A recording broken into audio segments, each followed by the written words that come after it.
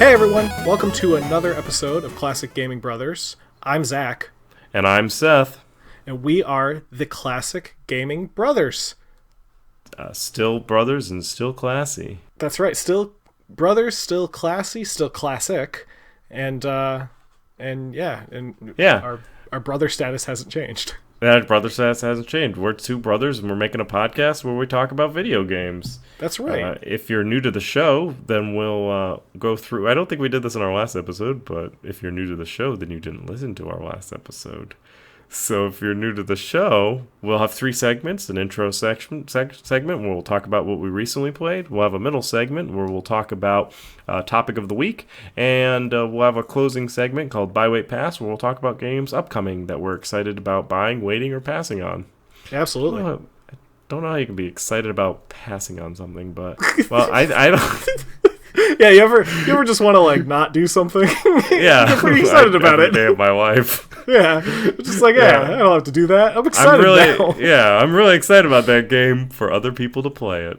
Yeah, exactly. We have a positive attitude here. We try not to. We don't hate on games unless we they don't hate on games. Yes, it's true. Like XCOM Enforcer or Sonic. Or I'm sorry, I'm taking your thunder away. I know you're taking my thunder away from the game that I've been playing. Played. Well, I'm going to ask you then. What game have you recently been playing, Seth? So I've actually recently become into possession of a Vive, HTC Vive. So I've been trying to play some VR games. And with those VR games, I've picked up Job Simulator. Yes, and that game is great. I love it. I think it's fun. I don't know if I'm going to get more than maybe 3 or 4 hours, probably 3 or 4 hours out of it. Mm-hmm. But it is a great rendition of what you can do with VR. To talk about it to our listeners, essentially it's called Job Simulator. You play in the future. The year is 2050, which is actually not too far out in the future. And the world is being run by robots. And you go to a museum of jobs. It's a job museum. And you use a cartridge and you go back into this time period to pretend to be what it was like to have a job. So these jobs are a 7-Eleven clerk, a office worker, a car mechanic, or a chef.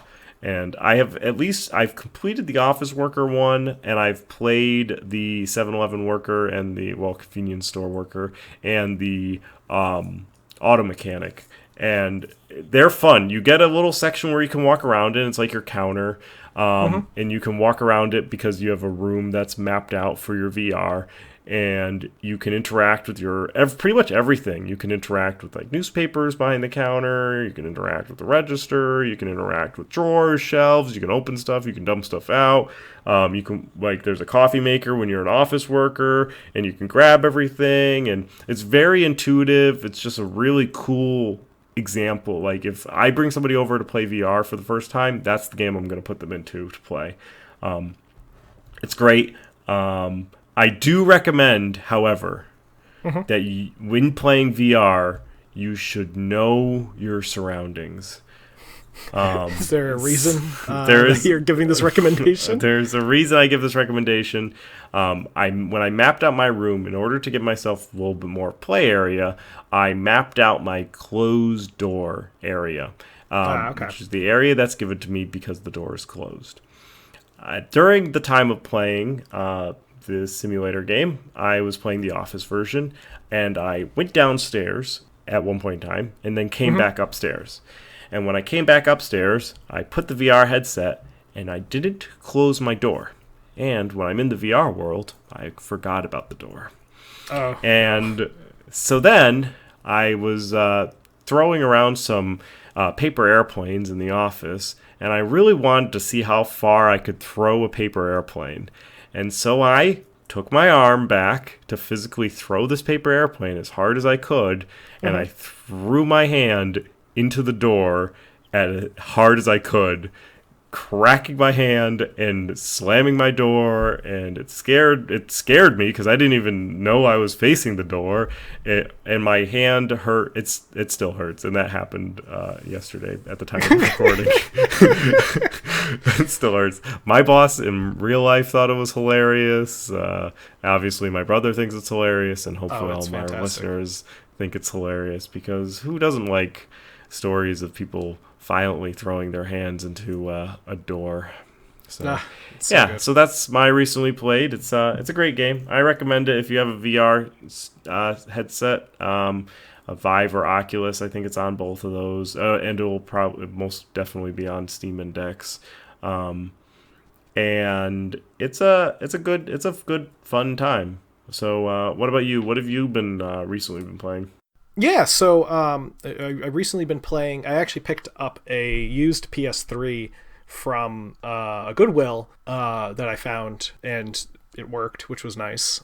So I've been trying to play some games that are available for the PS3 that haven't been brought over to PS4 yet. Just kind of some games that I missed. One game in particular that I decided to pick up was the 2006 Sonic the Hedgehog game, which came out for the PlayStation 3 and the Xbox 360. Okay. It was an anniversary game that they made. It was supposed to be kind of like a reboot to the system. And it is also one of the lowest scored Sonic games of all time. So I decided to pick it up because, one, it was not super expensive, but two, it was just one of those games that I just never had a chance to play when it was out, and I kind of always wanted to play it, even after I started to hear reviews about it. And it is as bad, if not worse, than the reviews I have heard about it. It is a broken mess of a game that I don't think it made it past any form of playtest. At least if it did, the people who were playtesting it had never played a video game before, and they just expected that's what was supposed to happen. Some of the fun glitches I've experienced so far are collision detection glitches, meaning there are certain parts where you're like running the loop like you did in the classic games. In this, it's like in 3D. It's really cool looking. And the moment you hit the ground, Sonic will just kind of like phase through the ground and then fall off the map and die. That's good. There are some parts of the game where if you're on an incline and you stop moving, Sonic will just kind of stand still and there will be no gravity where he's standing. The enemies are annoying, and that's not really a glitch, they're just annoying. What are some other things that happen? Tails, who's following you during certain parts of the game, will just vanish or die. Like, you'll hear him off in the distance just shout because he's like falling off the map. If you stand on certain inclines as Sonic, your character will vibrate rapidly, like he's kind of like entering the Speed Force. Like Flash. Yes. Knuckles, when he's clinging to walls, if you try to jump off the wall, he'll automatically just stick back onto the wall, so you can't get off certain walls, and you're just stuck there. He's like Spider-Man. Yeah, like Spider-Man. And then my absolute favorite one, which was a glitch I had heard about, so I decided I wanted to test it, because I was like, this glitch can't be real. And if you climb on certain boxes, and you do a spin move that Sonic does to have an attack, then the box will just lift in the air like an elevator, and you can spam the spin move so that you can just pick yourself up as high as the skybox in the game is. And there's no fall damage, so you can just jump off and just fall. And it is so broken, this game, and I love it. And I'm already about 3/4 of the way through Sonic's storyline, so I'm gonna play through the whole game as best as I can. It's like as much as the game will allow you to play through it. Yes, as much as the game will let me play through it. Which so far I haven't encountered anything that has like soft locked or hard locked the game, so I've had to reset it yet. There are things that can happen that can make that happen. I'm just very lucky that I have avoided them at this point. Well, nice. Well, so we'll have to remember that. I do feel that we have. I feel like we're getting closer and closer to our worst games that we've played episode, as it were. I think so too. I think that we've got a few interesting games. I at least have a couple that I have to mind that I think I've talked about in XCOM Enforcer is one such classic game. Hmm. And now you have this Sonic game, and there's a few others. So maybe we'll start preparing that. Um, our next episode will be our 10th actual episode. This is our ninth episode, which Yeah. is so we will be hitting the 10th episode and our 11th recording. So we're very Exciting. excited to hit the double digits in the episode count. But this episode we're looking to talk about a game called Myst. And Yes. more also a Cyan and their catalog, as it were, all of the Mysts, as it were, because there is a lot of Mysts. Yeah, there's like what? I think 8 games. Eight at least, I think. Yeah, at least 8 or 9 games if you Not- count Uru. Yes, which is that, and that's two Urus, isn't there? Yeah, well, there's Uru, and then there's Myst, the Uru Live Myst Yes. Online game. Yes, Yeah, so- and we'll get to that. Yes. So the Myst is a game that was developed by Cyan Incorporated, who eventually became Cyan Worlds, who did Abduction and Firmament, both of those games we've talked about on our podcast. And they were developed, the game was developed by the Miller brothers, who are Rand and Robin.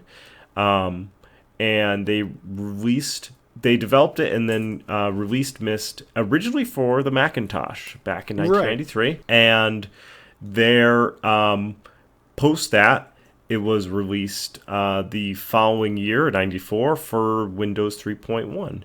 Yeah, and subsequently it was also released on pretty much every system known to man. Yes.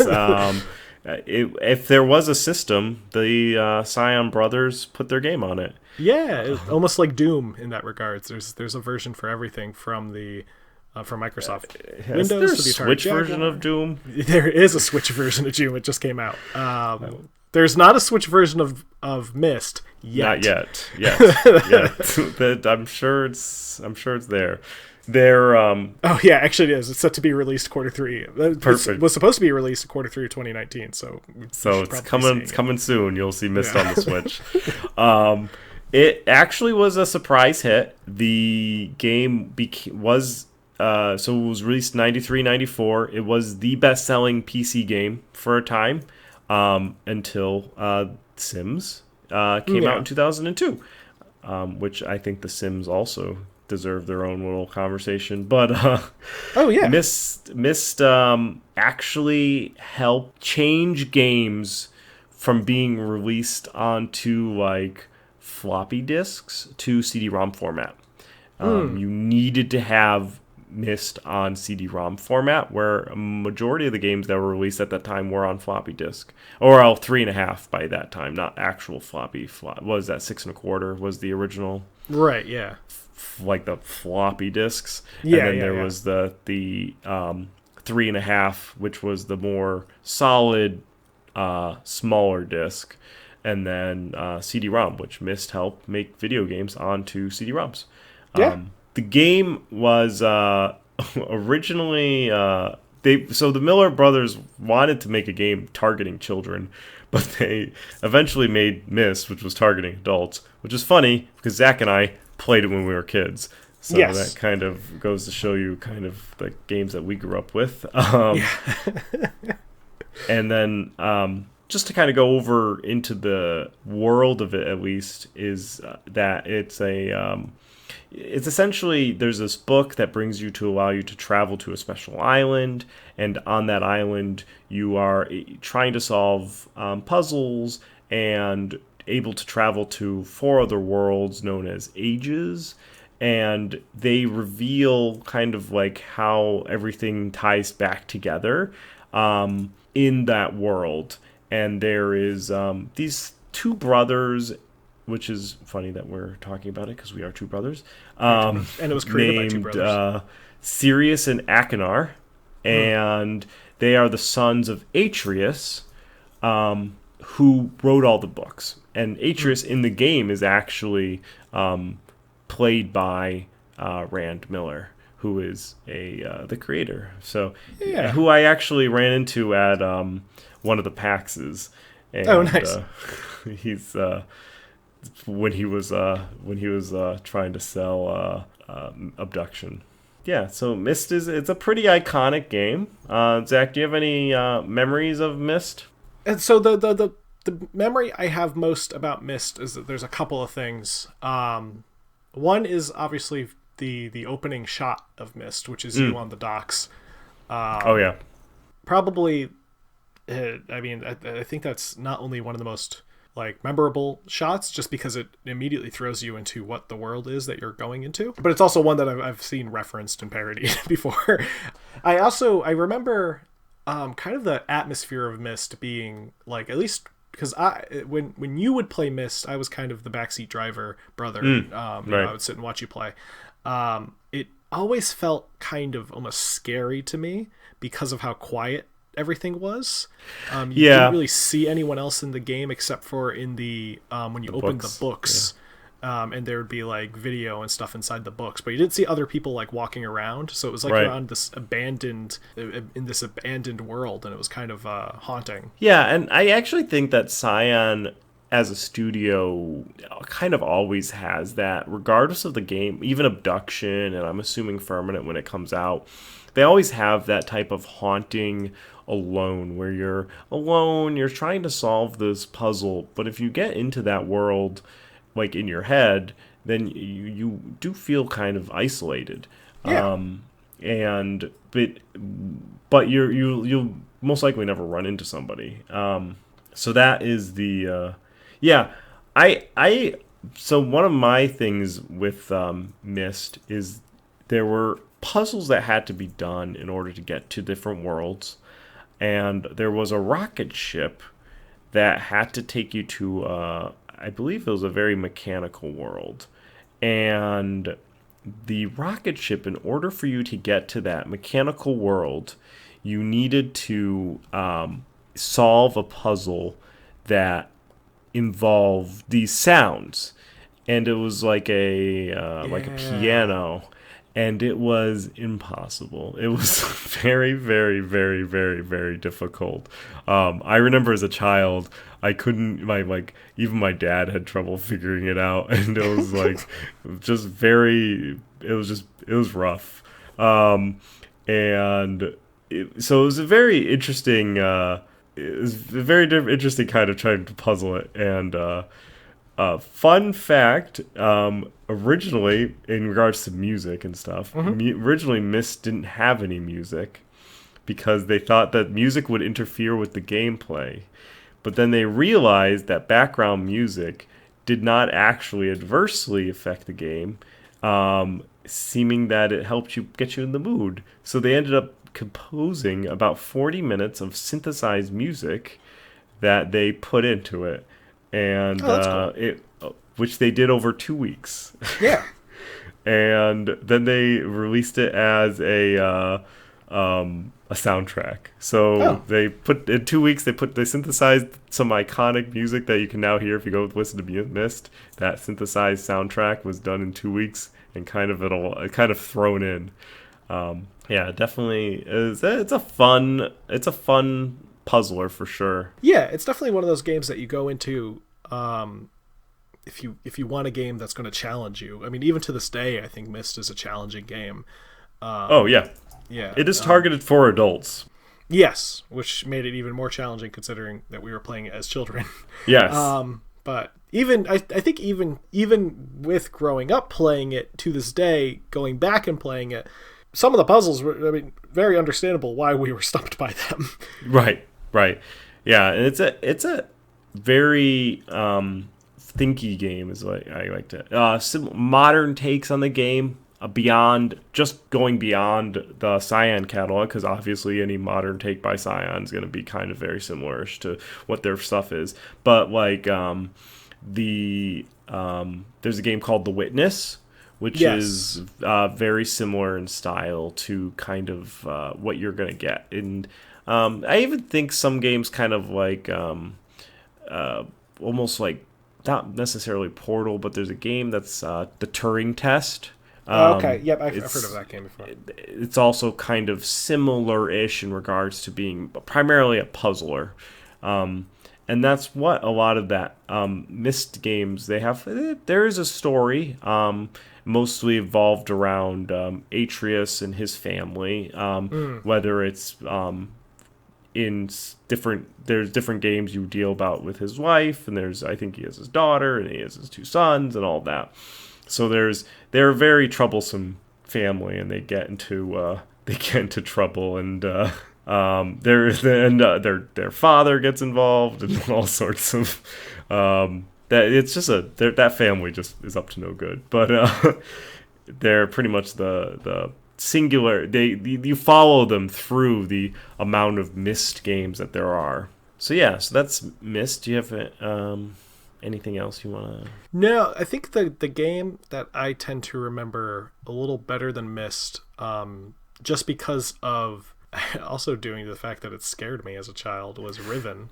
The sequel to Better known Myst. as yes, better known as Riven, the sequel to Myst, which came out in '97, and Yes. is does something kind of a little more unique than Myst, where it adds in FMV characters into the game.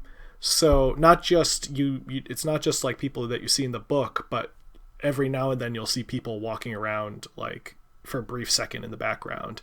And I think the reason it used to scare me was because I think there was one scene in particular, and you can correct me if I'm wrong, but you like knock on a door, this little slot opens, and a guy like looks at you, and then he like slams the slot closed, and that used to just freak me out as a child. I think so. I think there is. I think they did start really doing stuff like that. What's funny is that exact scene happens in Abductions. So Okay, if that's you want funny. some horror, I guess if you're scared of people behind slots, Yeah. I do believe there is somebody in Riven that is in the slot. I love the box art of Riven though. Yes, yeah, The that. the Riven box art is awesome. So it just says it's got Riven in gold text up at the top, underneath the sequel to Myst, and then there's just like this tree that has a bulb, like a seed almost, that's nestled in the and it's just like a stone tree. It's like a stone tree, and it's got like this big seed in the middle that's nestled in between the branches, Yeah. and the seed's got like lights, almost like little windows, and it almost could be like it could be a place where people are living. It could be just like some weird, almost alien type of construction. Riven was in fact also the best-selling game of 1997. Oh. They sold 1.5 million copies in 1 year. And Robin, after Riven was released, Robin left Cyan and to form his own development studios, and leaving Rand behind at Cyan. They've since I think reconciled, and Robin comes in and helps out with music and stuff with Rand now in Cyan Worlds. But yeah, so this is when they broke with their professional relationship Right. here after Riven. And Riven, the plot is a little bit different. So in all these games, you're playing this role called the Stranger, where you're the Right. protagonist, and you're just by this time, since you're now back, right? So it's kind of like Chronicles of Narnia. You just keep going back to Narnia, Yeah. except it's not filled with creatures. It's empty, desolate worlds full of puzzles. You're right. So you play this. You're known as the Stranger, and you're the same person that you were in Myst. So now you're buddies with Atreus because you helped him do whatever he needed done in Myst. So now you're Hmm. friends, and he needs your help in Riven to rescue his wife Catherine, who is held hostage in Riven, which is an age similar to the other ages in Myst. Right. And Gen is her hostage holder, and Riven is slowly falling apart. So you're trying to. There's like this star fissure, and Riven's damaged, and so you're trying to go through this world and trying to rescue this person, and it's just the Riven is just it's falling apart. It's kind of collapsing, and you're trying to so there's some sense of urgency with trying to beat the game. Riven is a game that I did beat completely, start to finish. I did also beat Myst completely, and what's interesting is that the original Myst was developed by Cyan, and it was published by Broderband. Yes. Which eventually got purchased by the Learning Company. Which did things.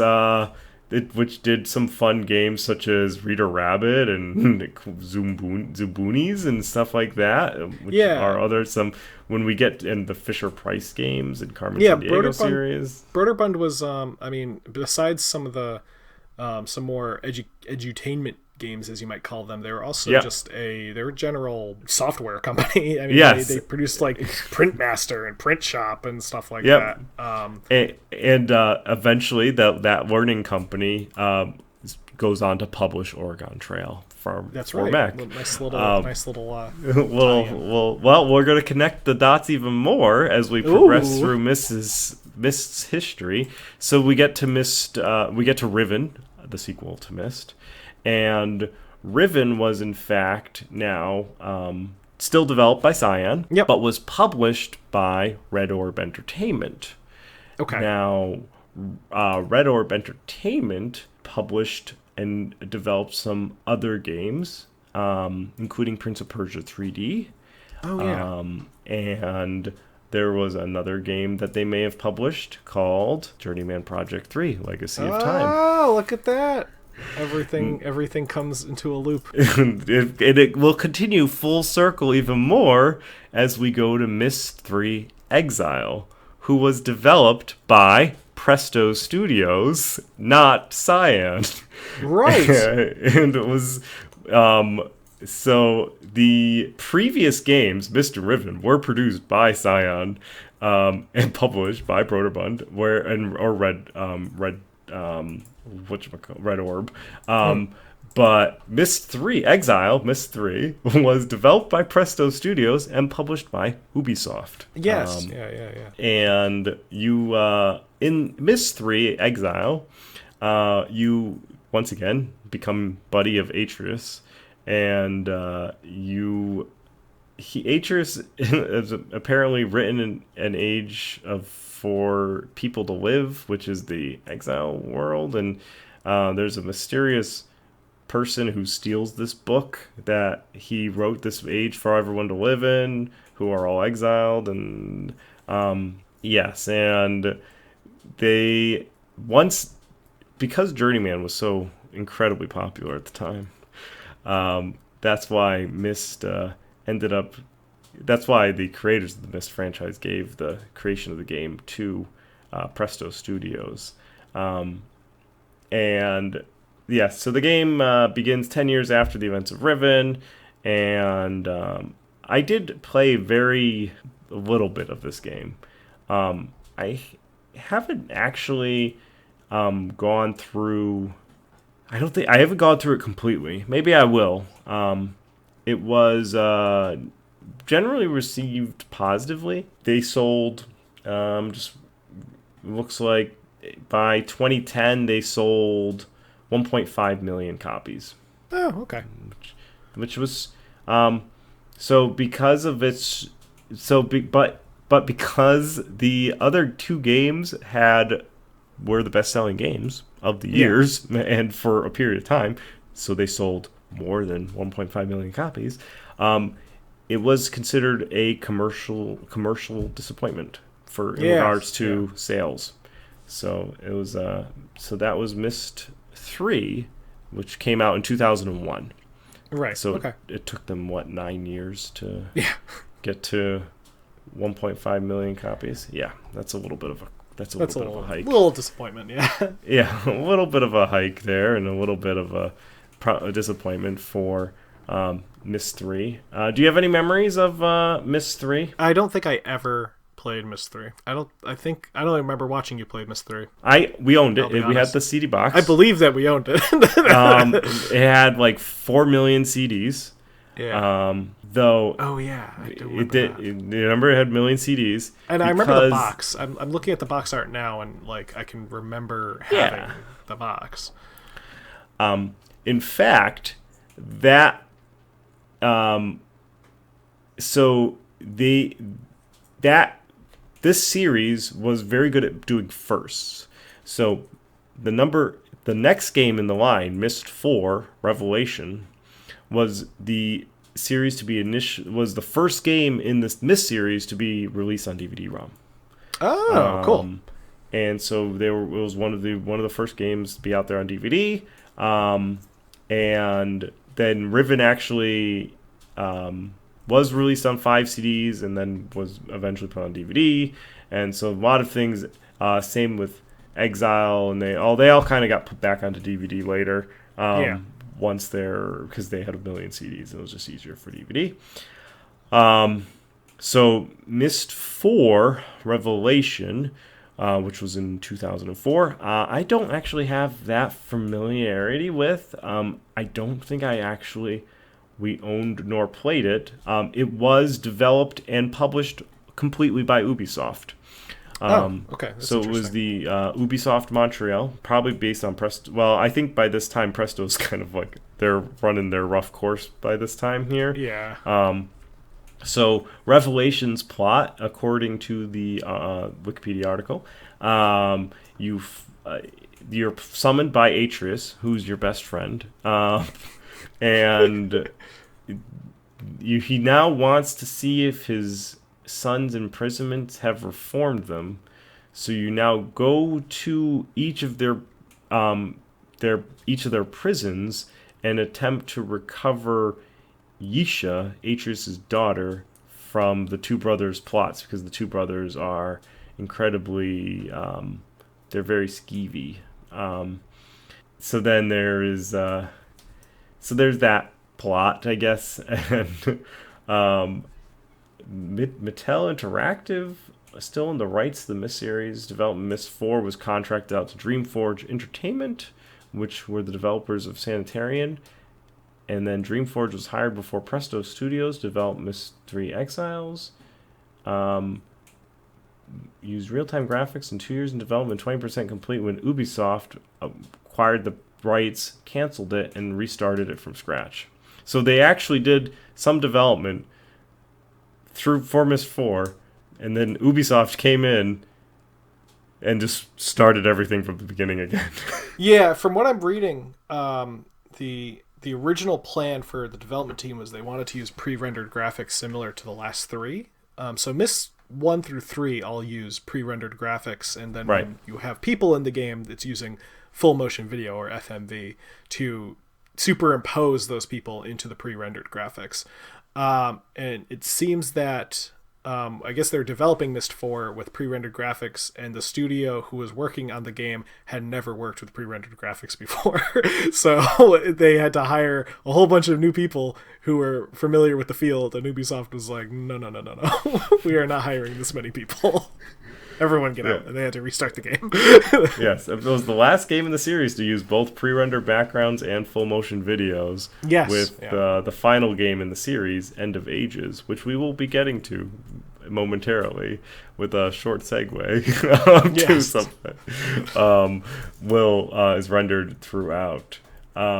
So after Myst 4 Revelations, came a spin-off game called Uru. Yes, Ages Beyond Myst. Ages Beyond Myst. Which, so it is not, it is Myst canon. Mm-hmm. It is the 2003 game, so it comes immediately after Revelation. But it is taking place it departs from the traditional franchise, and we go back to the developer, Scion Worlds. So now Scion Incorporated is now Scion Worlds, and the publisher is still Ubisoft, and the Uru takes place where you can now customize your avatar and then use your avatar to explore the abandoned city of the Dunny, which is the ancient races. And it's a puzzle adventure game that takes place in the third person view and uses real time rendering versus first person view and pre rendered environments.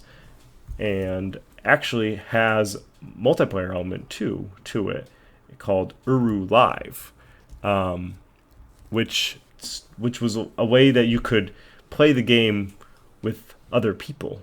We did own Uru as well. Yeah, I kind of remember. I think I watched you play it maybe once or twice, but I don't have a strong memory of it. I actually own a copy of Uru myself because it came with a collection of Myst games at one point that I bought on Steam. Oh, I think I might own a decent collection of Myst games on Steam as well. As well, I have to check that out.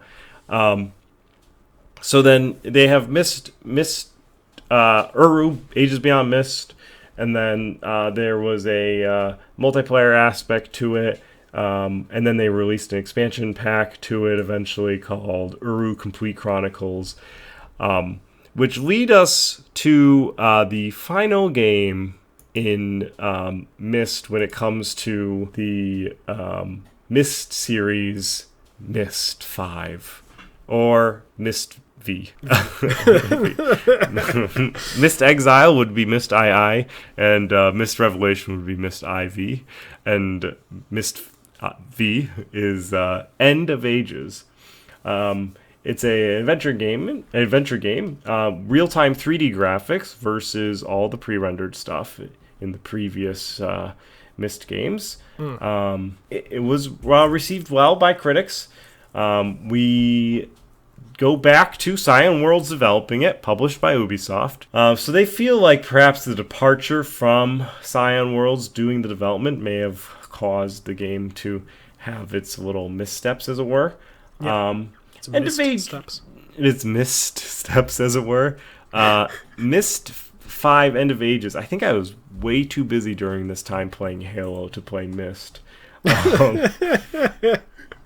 This is during my competitive Halo time. So yes, right, 2005 was when I was definitely doing very competitive Halo time, which I've talked about previously in one of our episodes. So this game, I don't know if I even have any familiarity with it as well. It takes place in the present day, whatever that may be. Sometime after 2005, sometime after Uru Ages Beyond Myst, and you begin as you get a letter from Atreus, who's your best friend. And still kicking around. Who causes but whenever he reaches out, there's always problems. And he is looking to. He's an old man. His sons and essentially everybody in his life is gone, and he's concerned about his daughter who's missing. And so you have to go again and try and put together these tablets to try and find Yisha, his daughter. Yisha. And that is Myst. That is Myst. There was also Myst Online, which came out in 2007, but that was mostly just like an updated version of Uru. Yeah, it was like more of the same. So I don't think it's worth going into.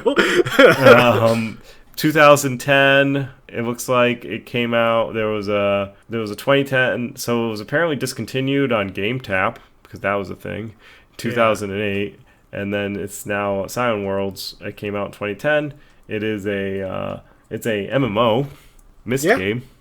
So if you're really into Myst and want to play a 10-year-old MMO, then you can always look up Myst Online. Yeah, in fact, I am going to their website at the moment, and there's still an option to play it. So there it is. It is free too. Yeah. So if you want to play a free Myst puzzling game, I might just download this and explore It takes place in fictitious caverns, but below Earth's surfaces, and you have to do things with books. Yeah. I love playing bizarre and forgotten MMOs, so I'm definitely gonna send this to one of my friends for us to play. Well, like what is that?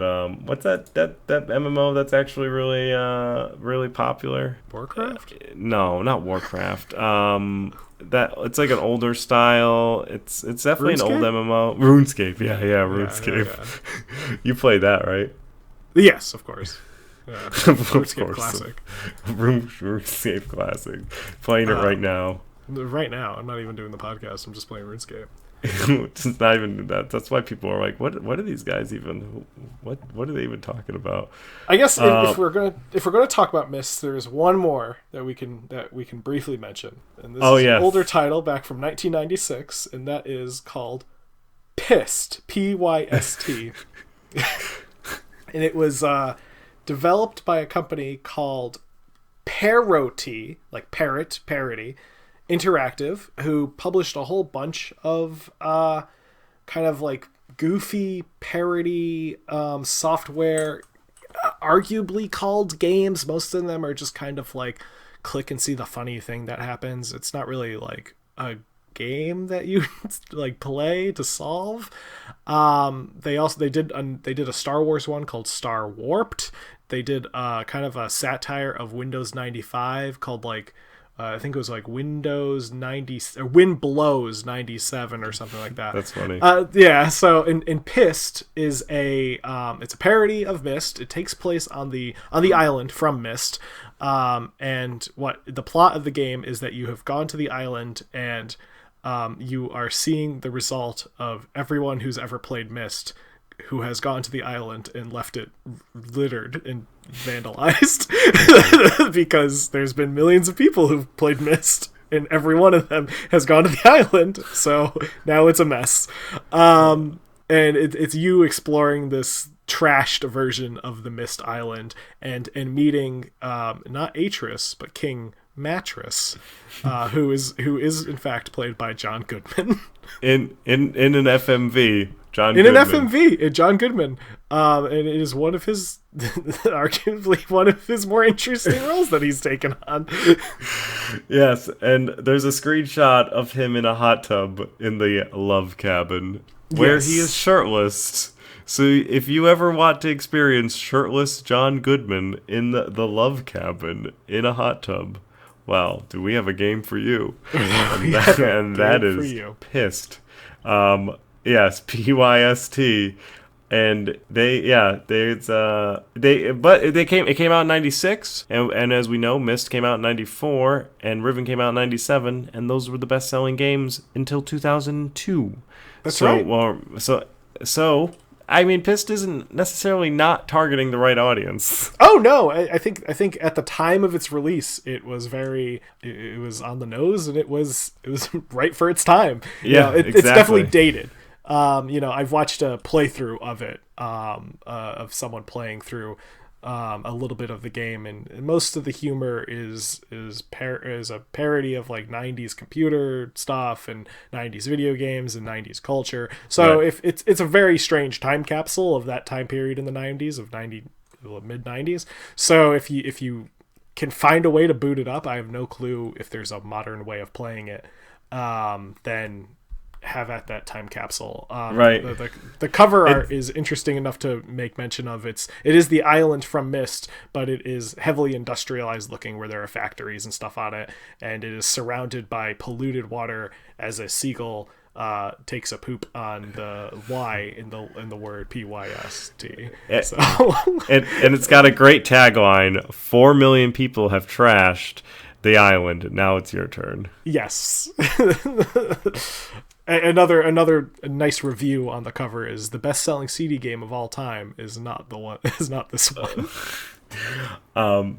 So what's I think that with Pyst, I think that put his fork into the Myst talk. So let's go on to the buy wait pass segment and wrap up this podcast for our listeners. Yeah, absolutely. Here. So Seth, you went first for the games you've been playing. Do you want to go first for buy wait pass?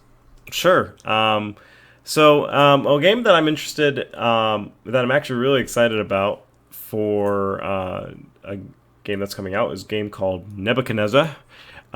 Just like the very long name of ancient Mesopotamian ruler.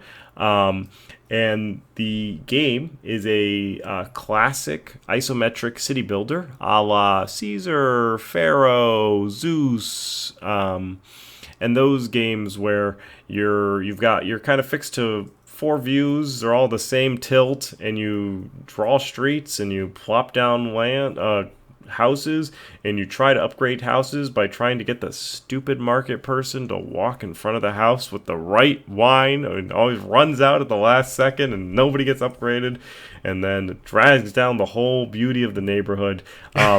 So it's apparently two guys putting this together, and they're very much modeling it after very traditional games. It looks like it's straight out of like the 90s, but it's release date of 2020, and it's got a full campaign. There's monument building. There's the whole city building tool play.